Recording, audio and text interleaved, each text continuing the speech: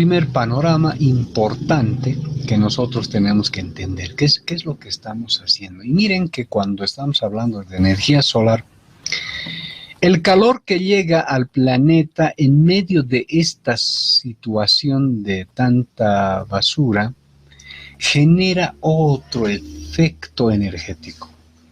¿Sí? Genera gases, genera tóxicos en el ambiente y genera además tóxicos que luego se mezclan con el agua y terminan eliminando especies animales que en muchos casos son muy útiles. Si no están por si acaso, ¿no es cierto? Mucha especie animal. Otra cosa que también llama poderosamente la atención en nuestro contexto ya urbano, tiene que ver con el exceso de consumo energético a partir de los fósiles. Ya vamos a ver algunas estadísticas más adelante, pero podemos adelantar diciendo que el primer porcentaje mayoritario de energía que se consume para mover la primera fuente, el primer medio de consumo de gran parte de esta energía es precisamente los combustibles como la gasolina y el diésel a partir del petróleo. Y a su vez, el medio o la industria o el sector que consume bastante energía es precisamente el transporte. Desde el punto de vista de la energía, pues eso está pasando y no tiende a bajar ni siquiera a estabilizarse, porque imagínese, hasta cuando yo, por ejemplo, era un muchacho de unos 20, 25 años, no estaba muy, entre comillas, de moda tener un vehículo, a menos que sea necesario o a menos que sea el coche para la familia, una de estas cosas, o porque era parte de un superávit, una cosa así. Hoy en día eso ha cambiado radicalmente al extremo de que también la situación económica y la situación de accesibilidad ha cambiado. Antes, pues, obtener un vehículo era toda una locura, había que hasta un poco endeudarse la vida para poder conseguir un medio de transporte, un taxi, una camioneta, no sé. Hoy en día basta que usted presente una boleta de pago como empleado, pues ahí al día siguiente le entregan la llave del coche que usted quiere y le dan los plazos más cómodos para pagar el vehículo 0 kilómetros. A eso le adicionamos el alto índice también de venta de vehículos por contrabando, que tienen otros costos y otras consecuencias. Bueno, finalmente lo que hemos hecho y lo que estamos haciendo permanentemente es aglomerar las calles aquí como en la imagen, ¿no es cierto? Hay momentos en el que esto pasa y pasa constantemente. En todas las ciudades de Bolivia, ¿sí? Los que viven en Santa Cruz no me van a dejar mentir, pese a tener avenidas anchas, cuando uno se acerca al centro de la ciudad de Santa Cruz, por ejemplo, que es donde está el ambiente administrativo, ¿no es cierto? La justicia, la alcaldía, gobernaciones, etcétera. Pasa algo como esto, ¿no? Todo el mundo tratando de pasar por el centro y entonces embotellando el centro. Los centros de abastecimiento, como los mercados, de la misma manera. Entonces, estas avenidas se parecen un poco a las de Santa Cruz, así de anchas, de 4 carriles, 5 carriles, ¿no es cierto? Y en la medida en cómo esto varía en cada departamento, pasa lo mismo. En Potosí las calles son más estrechas, igual hay aglomeración de vehículos, por tanto el problema es más agudo porque es más difícil hacer maniobras en calles estrechas que hacerlas en calles amplias.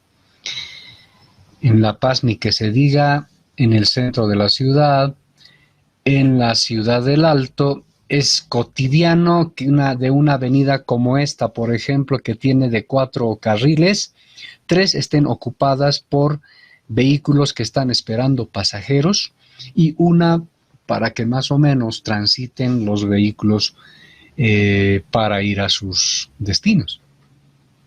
Y así la historia ustedes también me la pueden contar, ¿no es cierto? En Cochabamba igual, las calles que están entre las terminales, los mercados y la plaza principal, totalmente colapsadas. En Tarija lo propio, o sea, en todo lado. ¿A dónde queremos llegar con esto? Uno, de que el mercado automotriz, desde un punto de vista, por ejemplo, de la profesión, de la ingeniería automotriz o de los mecánicos automotrices en todas sus gamas profesionales, pues uno diría que bien, ¿no es cierto? Aquí hay trabajo.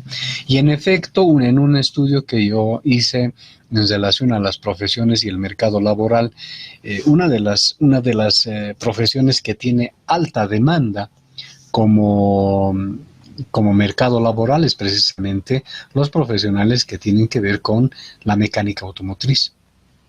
Vamos, fíjense, ahí está el detalle. Sin embargo, desde el punto de vista energético, que eso es lo que nos interesa a nosotros a partir de este análisis, es que estamos elevando demasiado el consumo de energía fósil, ¿sí?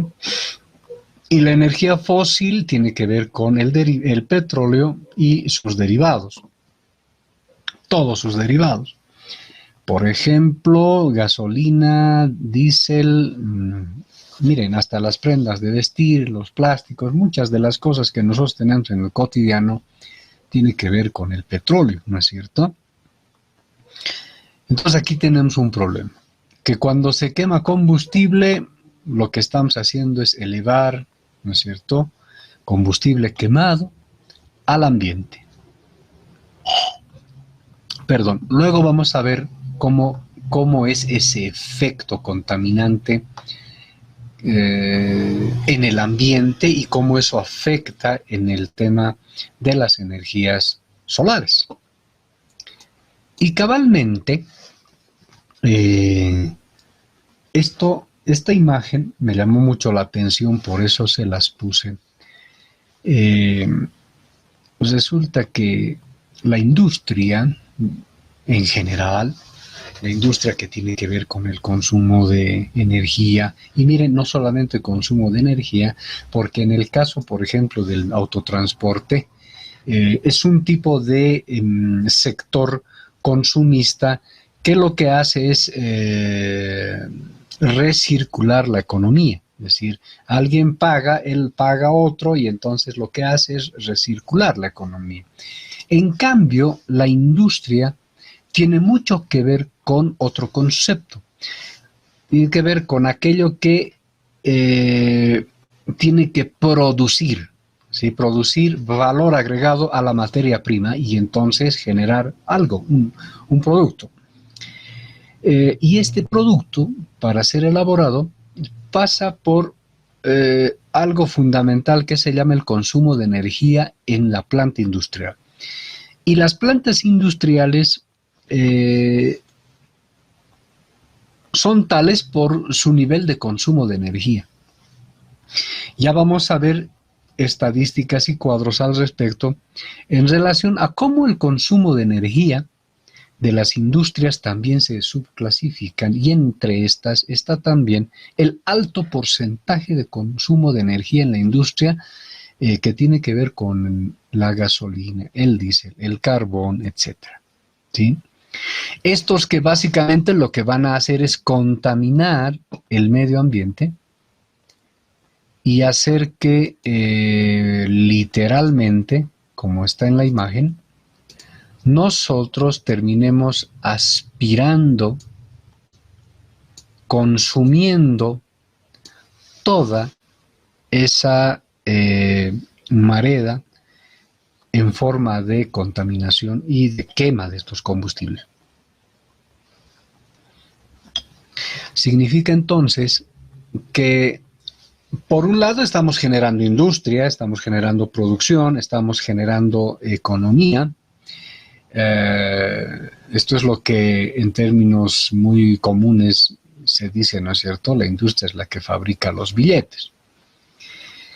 Y la industria, por otro lado, es la que absorbe una gran cantidad de profesionales que son formados también en las universidades, y gran parte de este grupo de profesionales somos nosotros quienes estamos ahora reunidos en este curso. Por el otro lado, está el efecto o la consecuencia de esta producción. Y el efecto y consecuencia de esta producción tiene mucho que ver con la contaminación al medio ambiente. Entonces, ¿qué es más caro? Generar un producto a partir de la materia prima, etcétera, hasta llegar a un producto con valor agregado, o cómo se hace la descontaminación del medio ambiente.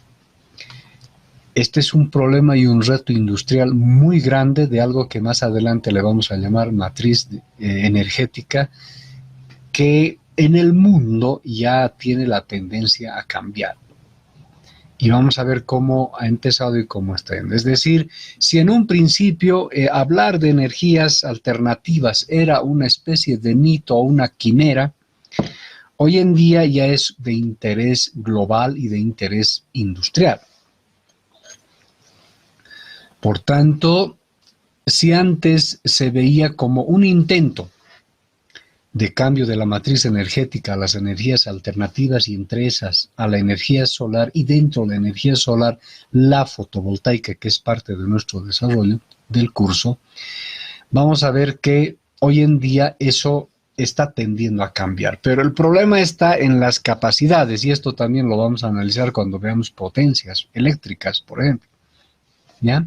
Entonces ahí va otro escenario crítico de análisis que nos toca analizar.